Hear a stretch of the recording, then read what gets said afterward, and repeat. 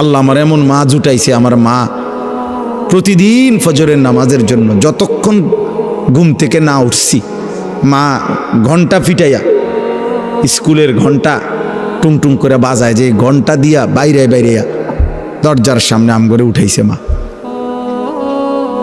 আমগরে উঠাইছে। আলহামদুলিল্লাহ। বহুদিন আমার যখন একটা বাচ্চা হইছে, আমার বিবি বাচ্চা আছে, আমার সন্তান আছে যখন, তখনও মা আমগরে দরজার সামনে আইসা দরজার ঘন্টা ফিরত, কইতাম মা উঠছি তো, কইতো না উঠ, দরজা খোলো, লাইট জ্বালাও। শোয়ার থেকে উঠছি তো কইলে হইতো না। তাহলে এটা সৌভাগ্য আমার জীবনে,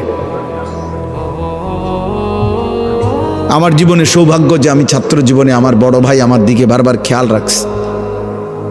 আমি চুল কাটে আসছি তো বড় ভাই হাত দিয়ে দেখছে চুল সমান হইছে না, বলছে আবার যাও। 3 বার চুল কাটাইছে, একবারের চুল।